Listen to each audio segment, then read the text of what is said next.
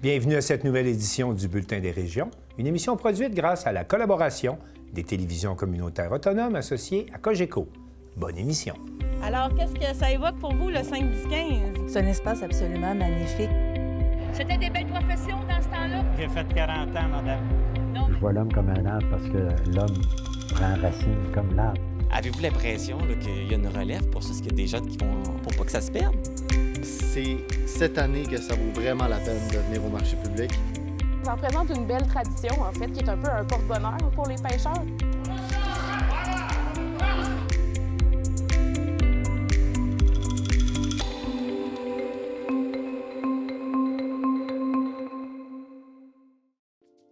Au sommaire pour vous cette semaine. Dans Port-Neuf, la sécurité alimentaire passe par le glanage, la récupération, la transformation et la distribution. À Montjoly, c'était la deuxième édition du Salon interculturel. À Vaudreuil-Dorion, le musée régional Vaudreuil-Soulanges partage 60 ans d'exposition. À Sainte-Anne-des-Monts, un vitrail pour la Maison de la culture. À Princeville, on visite le marché de Noël érable Arthabasca. À Baie-Saint-Paul et partout au Québec, on participe à la guignolée des médias. À Passepébiac, c'est la parade de Noël. À Saint-Jacques-de-Montcalm, le Grand Orchestre de Joliette reçoit les écoliers de l'école Les Mélèzes. Mais pour commencer cette émission, on va se rendre à Amqui, au Chaudron Gourmand, une soupe populaire, vraiment populaire, en tout cas, si on se fie aux témoignages recueillis par Marc Baudouin de la télévision de la Matapédia. En raison de rénovations dans les locaux de l'organisme Moisson-Vallée, le début de la saison du service du chaudron gourmand, communément appelé la soupe populaire, a été retardé. Maintenant que les travaux sont complétés, c'est reparti. Je suis avec Brigitte Pellerin, qui est la directrice de Moisson-Vallée. Bonjour, Brigitte. Bonjour! Donc, la soupe populaire a repris plus tard cette année en raison de travaux. Hein, c'est une bonne raison. Oui. Là, les travaux sont terminés. Qu'est-ce qui a été fait? On a rénové les armoires qui sont derrière moi. Les comptoirs en stainless, c'est nouveau. Le réchaud pour garder la nourriture chaude. Puis il y a tout un nouveau concept qui a été fait par Décoration d'amour et la belle Myriam pour que le lieu soit plus chaleureux. La salle à manger, tout ça, c'est vraiment magnifique, là, le travail qu'ils ont fait. Effectivement, c'est sûr que les travaux, c'est toujours plus long, toujours des délais. Fait que c'est pour ça que ça nous a pris quelques mois. C'est un investissement de plus de 50 000 que l'organisme a fait grâce à des subventions, des dons, des fondations. On est super contents. C'est très beau. Oui, mais ça valait la peine d'attendre un peu plus pour avoir accès à la soupe, pour avoir ce beau décor. Et là, on le voit derrière nous. Je pense que c'était attendu, ce retour. Très attendu. Puis nous, on voulait que le lieu soit beau pour enlever l'idée de la soupe populaire dans le sous-sol d'une église. Donc, avec des tables ordinaires, comme on était à la petite école. Fait que c'est pour ça que c'est important pour nous d'offrir un beau lieu chaleureux. Les gens ont l'air à trouver ça beau. Oui, puis parce qu'il y a peut-être encore des préjugés par rapport à la soupe populaire, que c'est peut-être juste pour ceux qui n'ont pas les moyens financiers, mais c'est pas ça du tout, là. Non, c'est pas ça du tout. La soupe populaire est faite, oui, pour ceux qui en ont besoin, mais pour tout le monde. Vous venez manger, on demande $1 pour le dessert, mais vous voulez donner 20 5 $, 2 $. Le choix reste à la discrétion de la personne. Oui, l'argent va tout à Moisson-Vallée, là. Oui, dans le fond, ça nous sert à réacheter les ingrédients pour la semaine d'après. Parce que c'est une belle activité pour socialiser et sortir aussi. Effectivement. Les gens viennent faire vraiment leur social. Puis c'est un beau lieu aussi pour les autres organismes pour faire la promotion de leurs services aussi. Ceux qui sont habitués de venir voient peut-être qu'il y a de nouvelles main-d'œuvre, hein? Il y a plus de monde là, pour faire le service.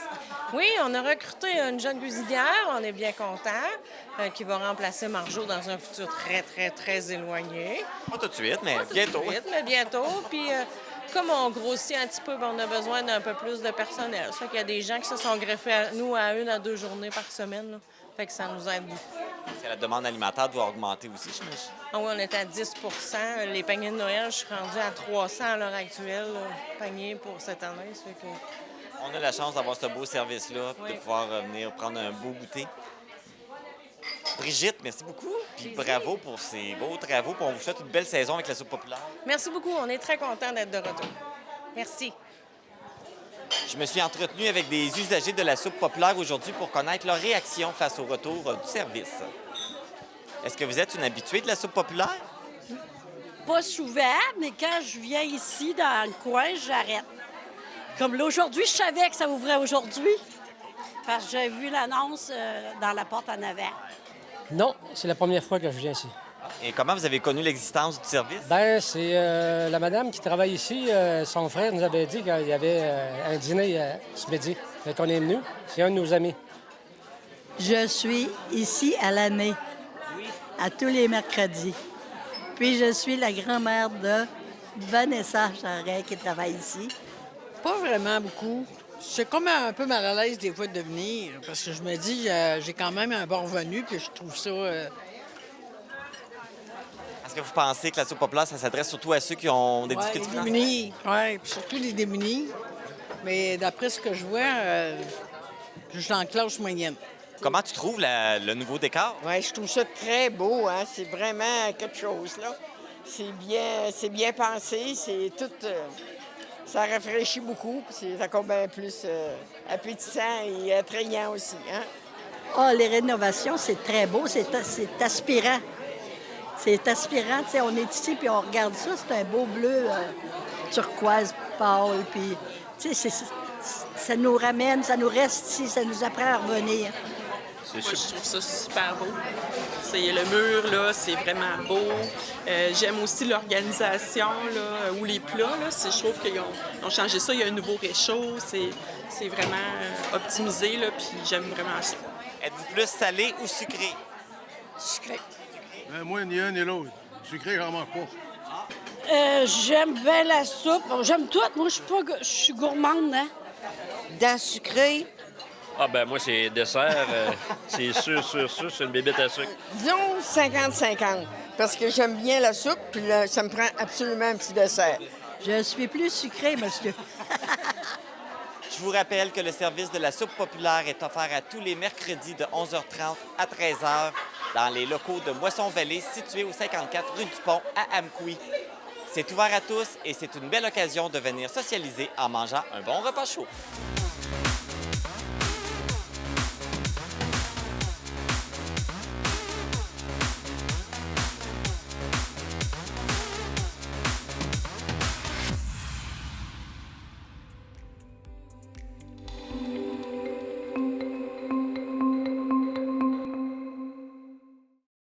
Arthur Bordelot de CJSR nous explique que la sécurité alimentaire dans Portneuf, ça passe par le glanage, la récupération, la transformation et la distribution.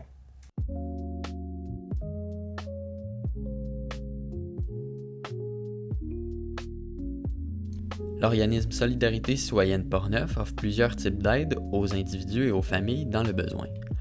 Un de leurs principaux services est l'aide alimentaire. Entre autres, des collations santé gratuites pour les enfants sont offertes aux familles qui respectent les critères d'inscription. Voici chaque étape, allant de l'obtention des ingrédients à la distribution des collations, expliquée par les gens qui rendent ce service possible. À Cap-Santé, une trentaine de bénévoles étaient présents à l'Arc-en-Ciel du Paradis, une ferme qui avait un surplus de légumes. Donc, le glanage, c'est un projet qui a lieu ici dans la région de Portneuf, Glanage Portneuf, depuis 2021.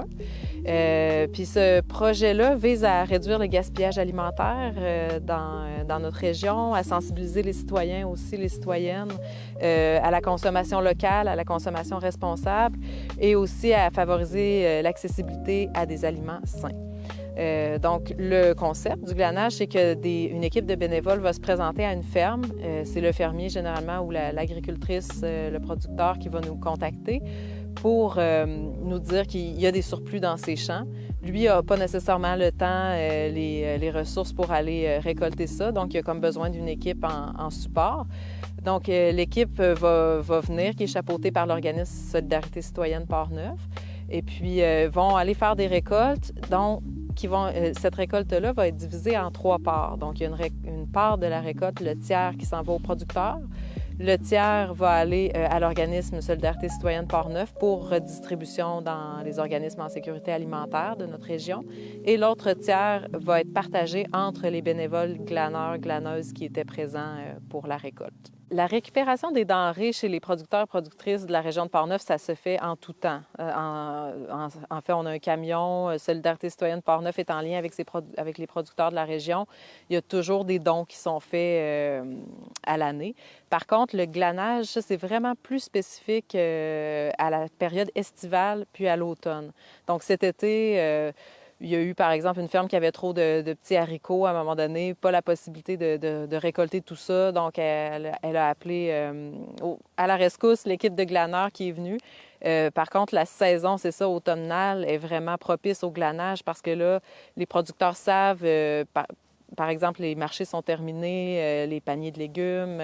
Donc là, c'est à ce moment-là qu'il y a encore des légumes dans les champs qui n'ont pas été vendus. Puis c'est là que souvent les plus grosses corvées de glanage vont avoir lieu là, dans cette période-là de l'année.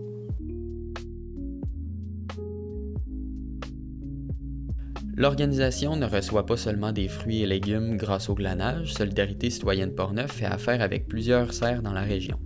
Celle-ci, sur le terrain de la Fondation Mouvement Papillon, partage avec plusieurs organismes locaux depuis 2020. À la base, c'était une forêt ici. C'était zoné agricole, mais c'était une forêt. On a tout déboisé, reparti les terres, reparti les semences et tout. On a créé un mouvement justement pour redonner aux familles de la région de Port-Neuf pour ceux dans le besoin. Le projet a été fondé à Port-Neuf, on le débute ici, mais le but de la Fondation, c'est vraiment de déployer nos ailes puis d'en mettre un peu partout au Québec, dans plusieurs municipalités. Donc, c'est ça, on a parti, c'est comme notre projet test ici qu'on a fait à Port-Neuf, mais dans le but d'expansionner puis d'en faire un peu partout. On est le 25 octobre. La production n'a pas encore gelé dans la serre, malgré qu'on a vécu des grosses gelées déjà. Mais ça avait quand même beaucoup diminué. Fait que là, on donne un petit coup en groupe là, pour vider tout ça. Donc, ça se termine pas mal maintenant, fin octobre.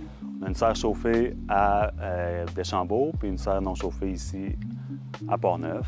On a fait pousser des verdures qui se conservent, là, qui s'appellent des pains de sucre, des poivrons qu'on a pu transformer, des framboises. En fait, c'est l'année d'implantation des framboises, donc il n'y a pas eu énormément de récoltes, mais c'est prometteur. Ensuite de ça, on a cultivé aussi des cerises de terre.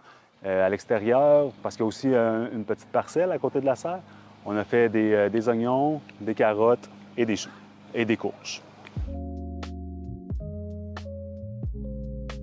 À Saint-Basile, une équipe de 4 bénévoles prépare les collations. Installée au local des fermières de Saint-Basile, elle se donne rendez-vous à tous les mois. Elle prépare aussi des mets destinés au frigo communautaire.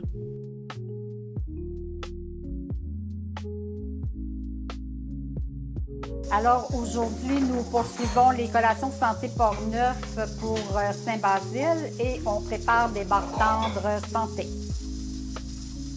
En plus de préparer des collations santé Port-Neuf, quand le temps nous le permet, on cuisine des portions pour le frigo communautaire de Saint-Basile. Donc là, on a 16 portions de soupe chinoise.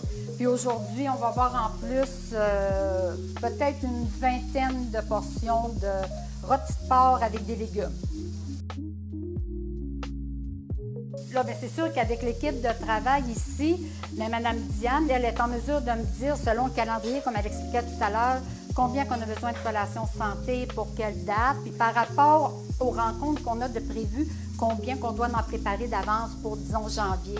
Donc, on est toujours certaine d'avoir suffisamment de collations pour les enfants.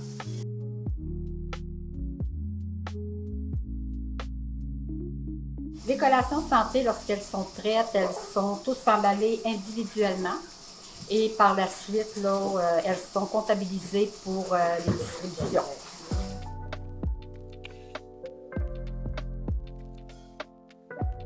Pour la distribution du secteur nord de Port-Neuf, les collations sont transportées à Saint-Raymond au local des scouts. Les familles inscrites au programme peuvent donc venir chercher les collations santé qui ont été préparées. Alors, c'est une distribution qui se fait une fois par mois. On est dans 5 milieux différents et présentement, c'est 260 enfants qui sont desservis par le programme. Il y a 2 façons dont les enfants peuvent bénéficier de collations. Donc, soit par les distributions mensuelles. Présentement, il y a des distributions qui se font à Portneuf avec l'aide de la Saint-Vincent-de-Paul de Portneuf, à Saint-Raymond ici présentement. Il y a également à Saint-Basile avec le service d'entraide Saint-Basile.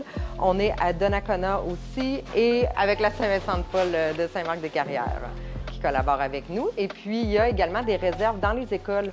Donc, la majorité des écoles de Portneuf disposent d'une réserve qu'on vient remplir là, périodiquement de collations. Alors, les enfants, au besoin, peuvent aller demander au professeur ou au secrétariat d'avoir une collation si jamais ils ont oublié une collation ou si jamais ils n'en ont tout simplement pas.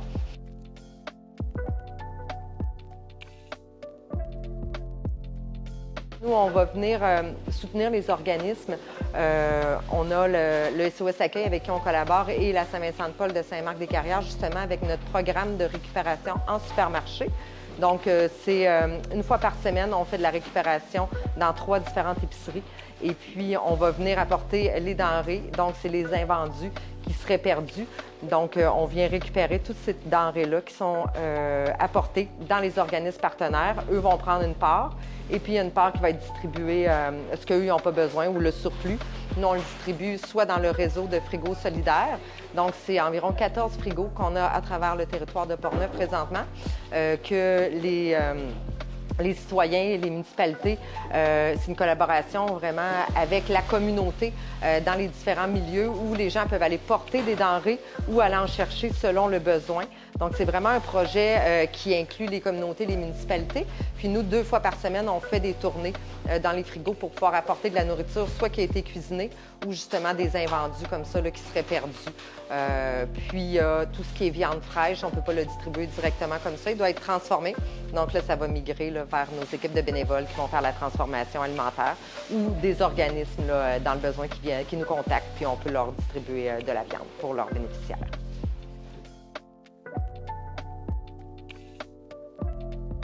Tout ce qu'on voit ici à l'arrière, c'est pour la distribution de Saint-Raymond. Les denrées viennent de différents endroits, soit des choses qui ont été glanées, soit des collations qui ont été cuisinées par nos équipes de bénévoles ou des choses qu'on a achetées là, directement là, d'un grossiste avec qui on fait affaire.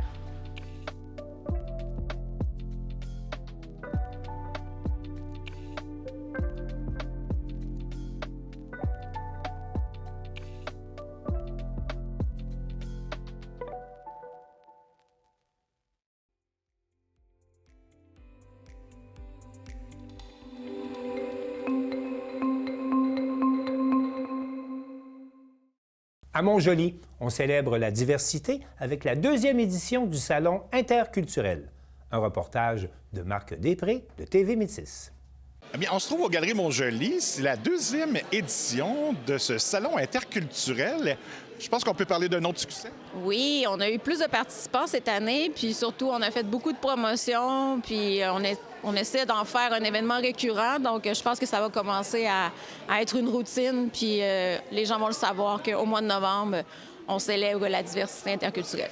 Parce que c'est pas mal toujours dans ces dates-ci. Oui, mais en fait, la semaine québécoise des rencontres interculturelles se tient dans la 2e semaine de novembre. Mais pour nous, ça cadrait plus à ce moment-ci, là, le 23 novembre, pour la 2e édition. Et à ce moment-là, je pense que c'est important de tenir un tel salon. Oui, bien en fait, ça permet aux gens qui viennent de l'extérieur de faire connaître leur culture, mais ça permet aussi aux méticiens et méticiennes de pouvoir voyager en restant dans la métisse, en s'ouvrant, en connaissant un peu plus la culture des gens qui s'installent tranquillement sur le territoire. Puis ça fait du bien aussi aux gens qui sont ici, puis qui s'ennuient des fois de leur culture, de leur pays. Fait que d'en parler, bien, c'est une belle occasion aussi.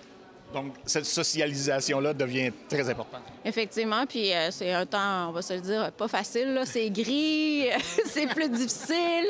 Pour les gens qui sont originaires de pays où il y a beaucoup de soleil, ben oui, là, ces temps-ci, c'est difficile pour les Québécois qui sont habitués, mais c'est difficile aussi pour les néo-Québécois qui en sont à leurs premiers hivers. Là. Et à ce moment-là, plusieurs pays représentés aujourd'hui? Oui, bien, on avait des pays qui étaient là pour une deuxième année, mais on a certains nouveaux kiosques. Par exemple, on a des gens du Guatemala qui sont présents, des gens du Pérou, on a des gens de la Guinée, des gens du Cameroun qui étaient là l'année passée, mais qui ont préparé autre chose cette année. Fait que, bref, autant d'anciens participants avec des nouveautés que des gens qui sont des nouveaux participants. Et c'est quand même intéressant parce qu'on voit qu'il se prépare là, à pouvoir répondre à toutes sortes de questions. Oui, puis il se prépare aussi au niveau de la nourriture. Je ne sais pas si vous avez remarqué, mais il y avait quand même beaucoup de choses à manger cette année, à découvrir. Fait que oui, là, c'était beaucoup de préparation, beaucoup de temps, beaucoup d'énergie. Aussi, on sait que les gens travaillent, les gens étudient, les gens ont des enfants. Fait que oui, là, ils ont quand même pris beaucoup de temps pour préparer cette activité-là. Et comment va l'intégration des gens dans la métisse? Bien, on a différents projets en ce moment, dont des ateliers de socialisation en français qui se déroulent depuis le mois de février dernier. Mais dans l'ensemble, c'est sûr qu'en ce moment, il n'y a pas des belles annonces nécessairement, donc c'est pas nécessairement facile pour tout le monde. Mais on essaie de garder le sourire, de rester positif, mais c'est pas toujours évident. Et donc, je pense qu'on a pu le remarquer, les gens allaient vers les différentes personnes qui avaient organisé des kiosques. Oui, il y avait quand même beaucoup d'intérêt. Il y a des gens qui nous ont dit qu'ils sont venus spécifiquement pour l'activité aujourd'hui, puis qui étaient vraiment contents d'être là, de s'ouvrir, de rencontrer des gens. C'est vraiment une belle opportunité. Puis les gens aussi étaient habitués d'aller à Rimouski parce qu'il y a un marché interculturel, il y a aussi un festival interculturel à Rimouski. Mais là, d'avoir ça chez nous dans la Métisse, c'est une très belle occasion. Puis on est vraiment contents d'avoir vu une bonne participation cette année. Donc, à ce moment-là, devant cette belle activité et l'intérêt des gens, donc on peut s'attendre à ce que ça revienne. Bien, on espère revenir pour une troisième année, effectivement. Et s'il y a des gens qui voudraient participer l'année prochaine, qui peuvent prendre contact avec nous, puis on espère avoir encore plus de participants l'année prochaine. Et donc, on peut se dire qu'il y a vraiment beaucoup d'intérêt dans les deux sens. Oui, absolument. C'est vraiment un échange. Ça vient des deux côtés. Donc, autant des gens qui sont curieux de venir enfin poser la question « Tu viens d'où? C'est comment chez vous? » Oui. Et là, c'était l'occasion pour poser la question. Puis c'était l'occasion pour les gens qui sont originaires d'un autre pays de pouvoir parler de leur culture. Puis c'était un beau maillage. Et finalement, leur nouveau chez nous devient leur chez nous officiel. Ben oui, puis la métisse se transforme aussi, prend des nouvelles couleurs. Donc, c'était aussi de mettre ça de l'avant, l'objectif de cette activité-là. Ben, félicitations. Bien, merci.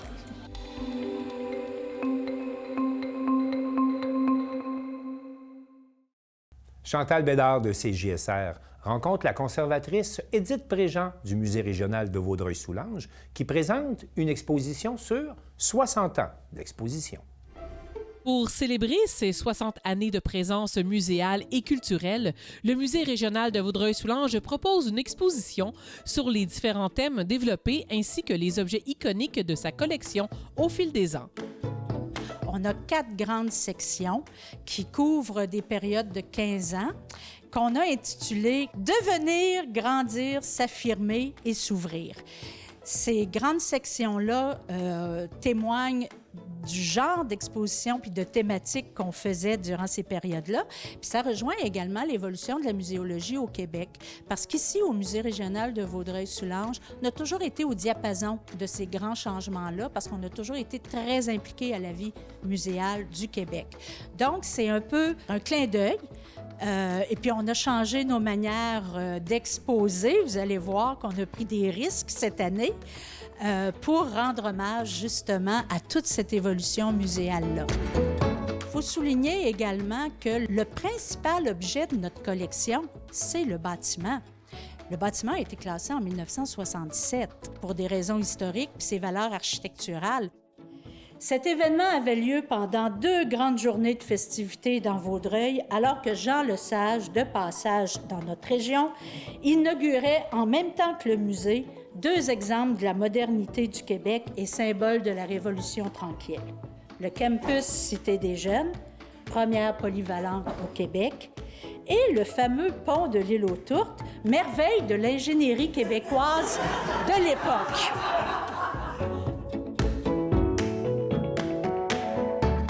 Je m'empresse toujours de souligner que exposer dans un objet de collection, c'est un défi. Hein? Ça fait 60 ans qu'on expose dans un bâtiment qu'il faut préserver. Alors, on ne touche pas à grand-chose. On a des fenêtres, des portes, des étages. Bien, c'est la beauté de la chose. Le musée a toujours été un lieu convivial, chaleureux. Alors, on souligne ces 60 ans-là, puis on se croise les doigts pour les 60 prochaines. Alors, tout au long de l'année, on va essayer d'avoir des petits événements, comme on fait toujours autour de nos expositions, pour souligner ce 60e anniversaire-là. Bravo, bravo pour votre beau travail. Bien, merci beaucoup.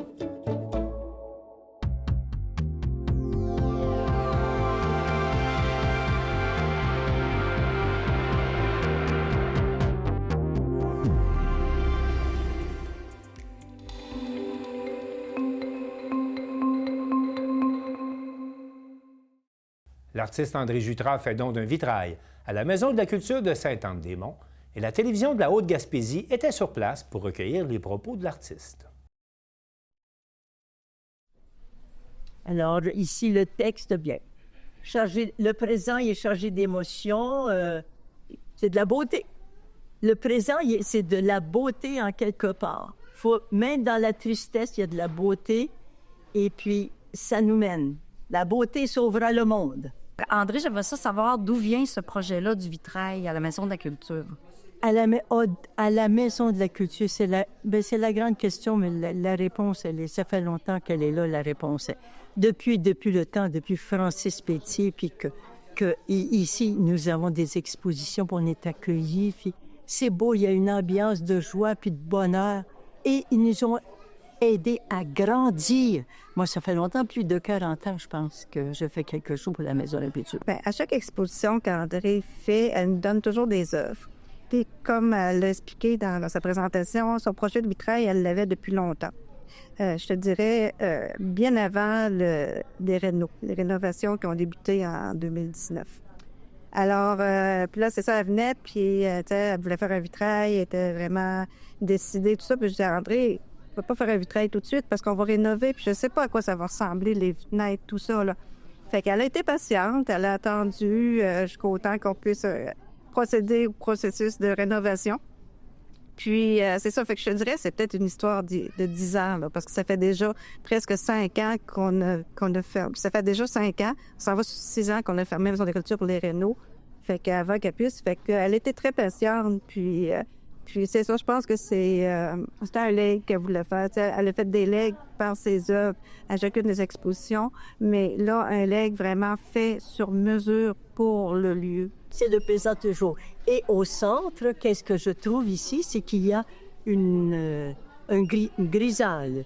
La grisaille, bien, c'est une sorte de petite boîche là, bien ordinaire. On la dépose sur le verre et on fait cuire. Tout est cuit. Le verre, il est cuit. C'est pas du verre peint, c'est du verre cuit.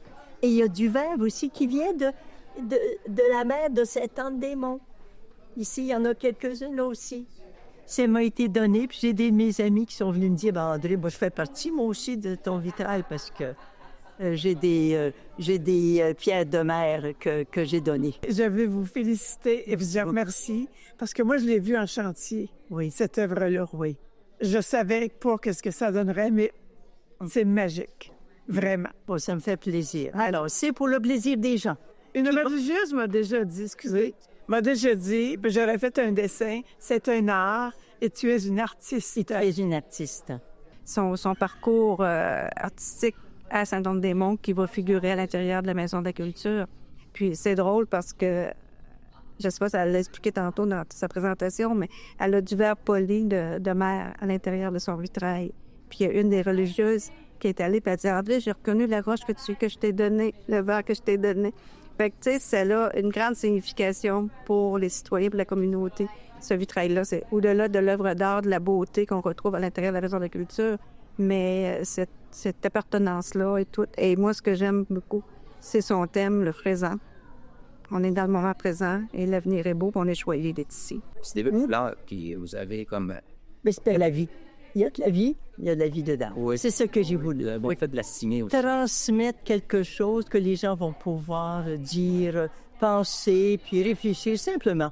On est fatigué, on arrive, il y a de la couleur devant nous, puis c'est assez intéressant. J'ai eu assez de difficultés à le réaliser, mais je suis très contente. Vous avez pris vos mesures aussi, hein? On avait pris nos mesures, oui. Et c'est Martin Simon Fortin qui a terminé et c'est parfait. Mon œuvre, c'est un rêve, c'est un souhait d'il y a longtemps, puis je savais pas comment ça se réaliserait. Et j'ai eu l'opportunité cet été d'arriver dans mon atelier nu. Alors, j'ai sorti les verres, j'ai choisi mes couleurs et surtout le thème.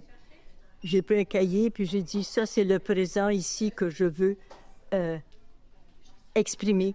Et là, c'est l'avenir, puis il n'y en a pas d'avenir. C'est de l'incertain, et puis c'est des grands espaces, puis c'est un espace de vie qui se vit à tous les jours.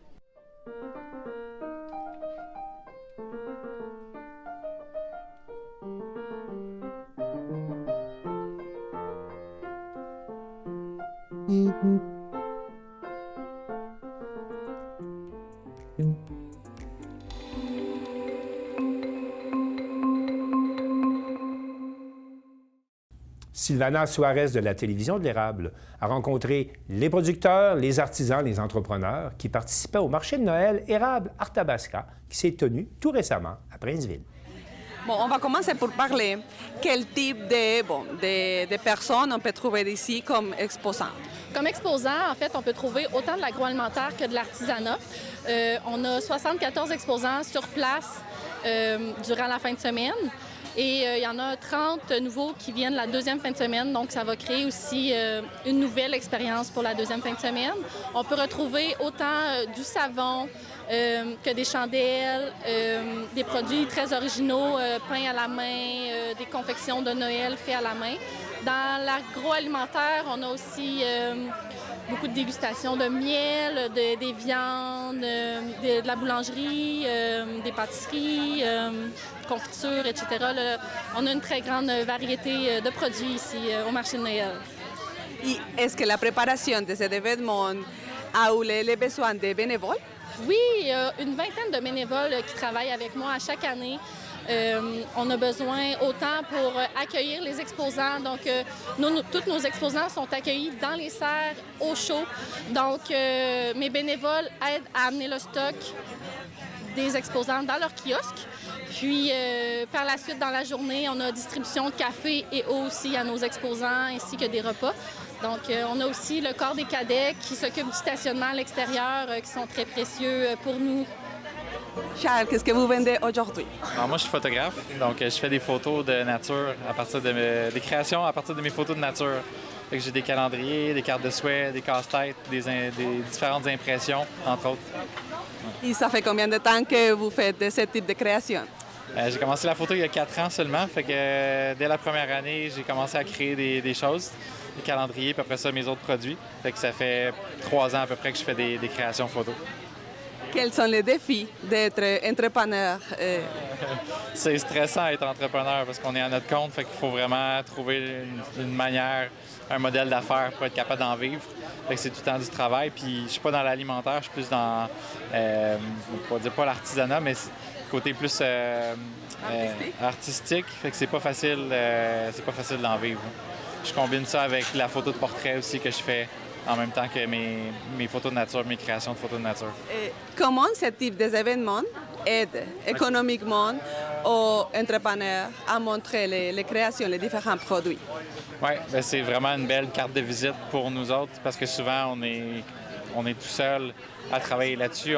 Mettons, moi, j'ai mon site web, mais sinon, à part de ça, j'ai pas la chance beaucoup de rencontrer des gens puis de me faire connaître.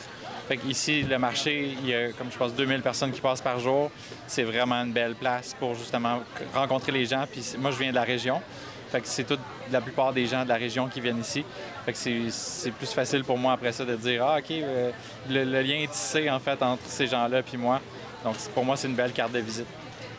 Donnez-moi votre coordonnée, votre information, justement, pour que les gens puissent vous contacter après le marché en Noël aussi. Oui, moi j'ai mon site web, carlitophoto.com. Donc j'ai ma boutique en ligne avec tous mes produits dessus. Je fais aussi de la photo de portrait, fait que j'ai mon offre de services de photographie. Donc c'est le meilleur moyen pour aller pour me trouver. Sinon sur Facebook aussi, Carlito Photo.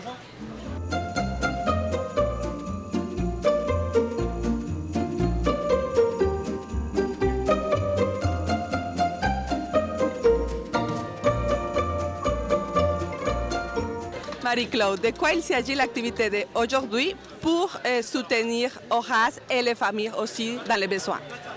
Bien, aujourd'hui, c'est ça, c'est comme une fête aujourd'hui. Fait que les gens sont généreux, on donne des dons, on donne de la nourriture. Alors, on fait du bénévole justement pour pouvoir combler les familles qui sont dans le besoin. Et comment, de quoi il s'agit l'activité? Comment les gens peuvent soutenir l'activité du tirage d'aujourd'hui? Aujourd'hui, mais c'est ça, on passe, puis là, ils voient comme de quoi que s'ils donnent un don, mais on joue à la roulette. Alors, ça leur permet d'avoir un petit cadeau aussi en retour.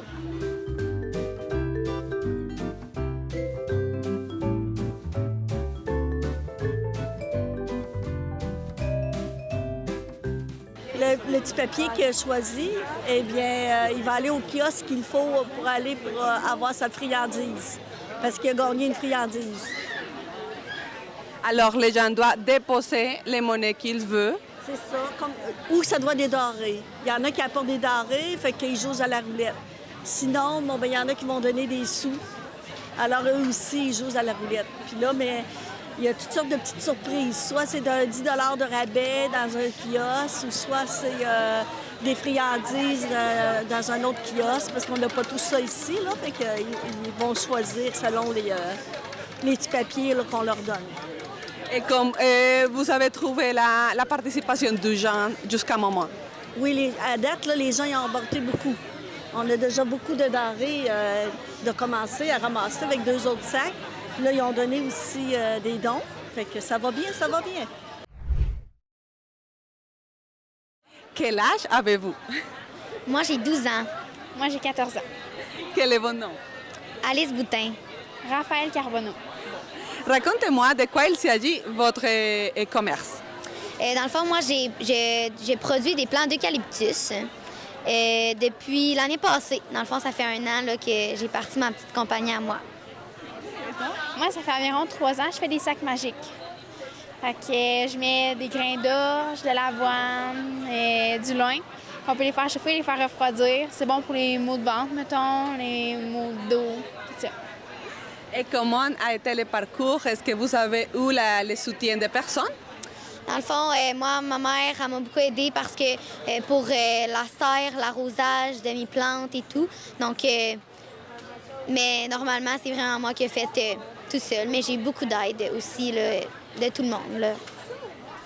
Ma mère et ma grand-mère. On était les 3 longs coups ensemble et c'est le fun. Audrey, quel type de création vous vendez aujourd'hui? Dans le fond, c'est de la peinture sur verre et porcelaine. C'est tout peint à la main, puis au four. Donc, c'est des créations qui durent dans le temps. Combien de temps, plus ou moins, te prend faire un seul verre comme ça? Ça dépend de la création. Il y en a qui peuvent me prendre 20 minutes, il y en a qui peuvent me prendre 1h30. Donc, ça dépend vraiment de ce que je crée. Et si c'est nouveau aussi, si c'est nouveau, ça va me prendre plus de temps que si je l'ai fait déjà plusieurs fois dans l'année ou quoi que ce soit. Là. Il y a beaucoup de défis d'être entrepreneur?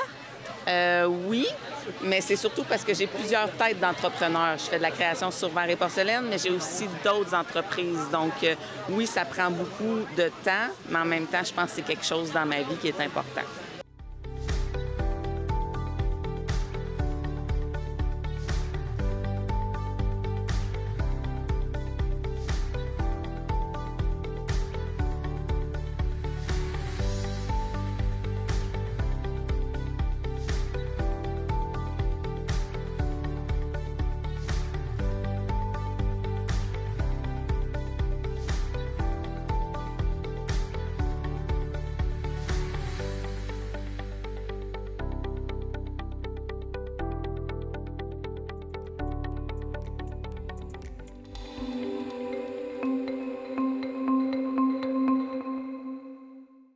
Mathieu Larivière de TVCO a participé à la guignolée des médias et il nous a préparé un reportage. En cette période des fêtes qui débutent, plusieurs familles de la région sont confrontées à des restrictions budgétaires importantes. Une fois de plus cette année, le Centre communautaire Pro-Santé a organisé la guignolée des médias dans Charlevoix-Ouest afin d'amasser des fonds qui seront destinés à l'achat de produits alimentaires pour ces familles. T'sais, les besoins sont beaucoup plus grands. L'année passée, on a fait 180 paniers de Noël. Cette année, on est encore en inscription. On s'attend à avoir entre 220 et 230, ce qui est un record jamais battu, malheureusement, en augmentation. C'est sûr, on le voit, là, les viandes coûtent excessivement cher. Dans les 3 dernières années, on a eu une augmentation du panier d'épicerie de 28 %, donc une moyenne de 10 % par année. Et j'entendais ce matin là, aux nouvelles qu'en 2025, le Québec allait encore y goûter au niveau de l'augmentation des coûts là, de l'épicerie. Donc, nos gens sont de plus en plus vulnérables. C'est de plus en plus des clientèles qui travaillent même maintenant. Là, fait que c'est un peu triste. Là. La levée de fonds de cette année aura sans doute permis d'amasser moins d'argent que lors des années précédentes. C'est variant parce que ce matin, de 7h à 9h, on était vraiment dans la grosse neige. Fait que nous, on a dû se déplacer. On ne pouvait pas être sur la 138. Mais tu sais, les gens sont quand même généreux, les gens s'arrêtent en général, mais c'est sûr que je vais ramasser un petit peu moins. Là, ce midi, on a pu se réinstaller là, sur le coin de la 138 parce que c'est beaucoup plus sécuritaire pour les gens. Là. Dans les dons d'argent, êtes-vous confronté au fait que les gens, ils en ont plus d'argent comptant sur eux? Est-ce que c'est une réalité?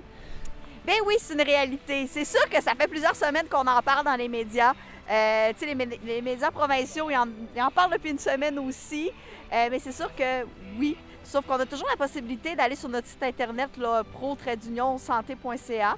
Puis ils peuvent faire des dons en ligne. Donc, tu peux faire vraiment ton don avec une carte de crédit. Tu peux nous faire des virements bancaires. Tu peux venir au centre communautaire nous en faire. Et la semaine prochaine, on va être dans les 3 épiceries de Baie-Saint-Paul. Donc, venez. Mais je vais avoir besoin aussi de denrées non périssables. Donc, quand vous allez faire votre épicerie, ajoutez-en un petit peu plus pour pouvoir nous donner aussi.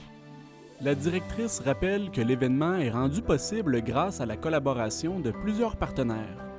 On a les médias locaux, mais au-delà des médias locaux, j'ai aussi là, mes pompiers, mes paramédics, la Sûreté du Québec, ils ne peuvent pas faire de cueillette, mais ils s'assurent qu'on est en sécurité. Plus, j'ai des employés du centre communautaire, plus des bénévoles là, qui viennent nous donner main forte. 2 intervenantes de l'organisme communautaire témoignent de leur expérience en cette journée de solidarité. Moi, j'adore faire la guignolée des médias. Ça fait déjà depuis 2018 que je la fais tous les ans. Donc, j'aime ça, recueillir des dons. Je trouve ça super important d'être aussi près des gens dans la communauté, leur expliquer pourquoi on le fait. Donc, c'est significatif vraiment. Dans notre travail aussi, là, tu sais, c'est un essentiel. Oh, moi, j'adore ça. J'ai un grand plaisir. J'en vois des grands sourires. Des fois, les dons sont encore plus gros. J'aime bien ça. C'est un beau défi. Des bénévoles de la région se sont également joints à la mobilisation pour prêter main forte. C'est un milieu communautaire, fait qu'on a la communauté super à cœur. Puis si on peut faire un petit geste dans notre journée, on va sauter dessus tout de suite. Là. Pas juste pour nos jeunes, pour la communauté aussi. Les parents font partie de ceux qu'on aide. Comment est-ce que vous vivez votre expérience générale aujourd'hui à l'extérieur? C'est vraiment le fun. La neige est super magnifique. On danse, on se met du beat, puis on a du fun. Les gens sont super contents. Même s'ils donnent pas, ils nous font la main, puis ils sont super contents de la journée. L'organisatrice en chef de la collecte spécifie que les familles qui en ressentent le besoin ne devraient pas hésiter à contacter le centre Pro-Santé pour avoir accès à un panier de Noël. Si les gens ne se sont pas inscrits, que vous n'arrivez plus à payer votre épicerie là, que par carte de crédit, puis votre carte de crédit, elle est toujours pleine. Gênez-vous pas, il est toujours temps de s'inscrire. On n'a pas de date limite, donc venez nous voir. Au total, ce sont plus de 8 000 $ qui ont été amassés lors de cette édition de la Guignolée des médias dans Charlevoix-Ouest.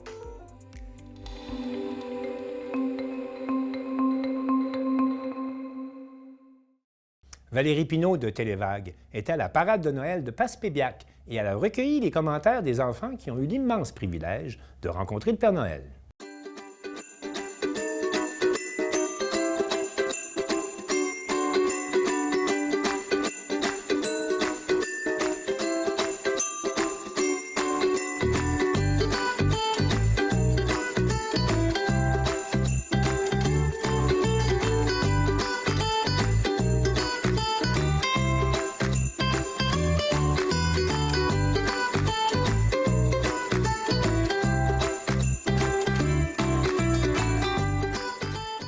Comment ça s'est déroulé, la parade? Ça s'est super bien déroulé. Je suis vraiment contente de tous les gens qui sont venus ici. Il y a encore des gens sur la scène avec le Père Noël en train de se faire donner des cadeaux puis prendre des photos. C'est super. Je remercie vraiment la population de venir à mes événements parce qu'à chaque événement qu'on fait, le comité jeunesse, il y a vraiment beaucoup de gens. C'est le fun. As-tu une petite idée? Il y a eu combien de voitures allégoriques? Je sais pas, peut-être une trentaine, mais j'ai pas calculé vraiment, mais je sais qu'on était une longue file à s'en venir ici au centre culturel, là, ouais. Puis en plus, là, la parade était syntonisée en radio.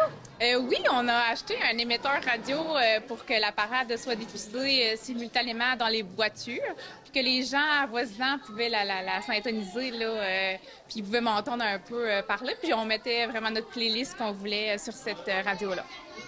Puis ils pouvaient voir où est-ce qu'on était rendu durant la parade. Fait que c'est le fun, là, pour que les gens viennent ici après au centre culturel.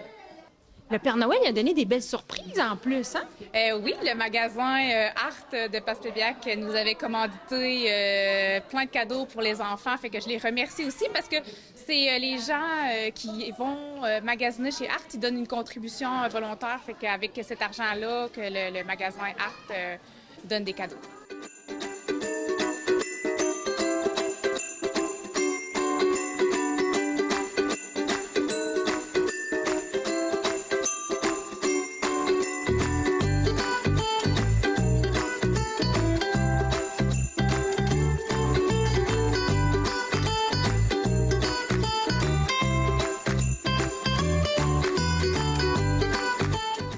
Comment t'as trouvé la parade? Full bien. Oui? Ouais. Est-ce que le Père Noël t'a donné une surprise? Ouais. Qu'est-ce que t'as eu? C'est genre un petit robot. Puis, il y a des ventouses. Puis, il y a plein de trucs pour se distraire dessus. Qu'est-ce que t'as demandé à Noël cette année, au Père Noël? J'ai demandé un petit peu du maquillage. Ouais. Toi, est-ce que t'étais dans une voiture allégorique pendant la parade? Non. J'étais dans un trailer avec le logo des Flames. Le Père Noël t'a-tu donné une surprise? Qu'est-ce que t'as eu? J'ai eu genre il y a des chiffres, faut que tu me traces sur les petits points. Qu'est-ce que t'as demandé au Père Noël pour Noël? J'ai demandé un petit short téléguidé. Pendant la parade, est-ce que t'étais dans une voiture allégorique? Oui. C'était quoi? Genre, c'était le truc de Passepébiac, là. Puis il y avait le Grinch. Le Grinch? Oui. Le Père Noël t'a-tu donné une surprise? Oui. Qu'est-ce que t'as eu? J'ai eu ça. Les jambes s'étirent. Ouais. Qu'est-ce que t'as demandé à Noël? Un drone. T'étais-tu dans une voiture allégorique pendant la parade? Le char du comité jeunesse. Toi, t'aimes ça, je pense, faire du bénévolat pour le comité jeunesse. Je chronomètre les tournois. T'es dans un trailer. T'as-tu eu froid? Un petit peu. Le Père Noël, t'as-tu donné une surprise? Oui. Qu'est-ce que t'as eu? Ça. Une virage. Ouais. Qu'est-ce que t'as demandé pour Noël? Des postcards. Des postcards. C'est quoi ça, des postcards? C'est des crayons de peinture. Comment t'as trouvé la parade?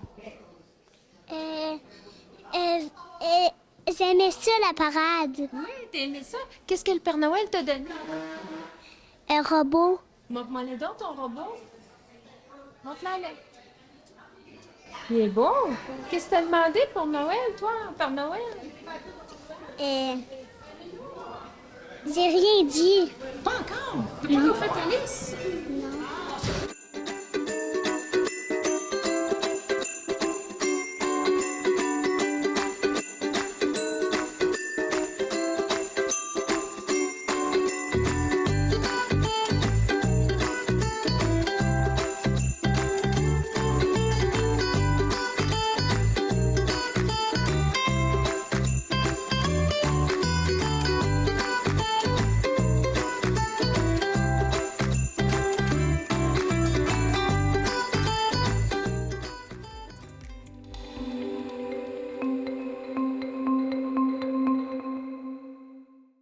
Pour son grand concert du temps des fêtes, le Grand Orchestre de Joliette a accueilli les écoliers de l'école Les Mélèzes qui ont chanté « Les enfants du monde », un moment d'émotion capté par l'équipe de CTRP.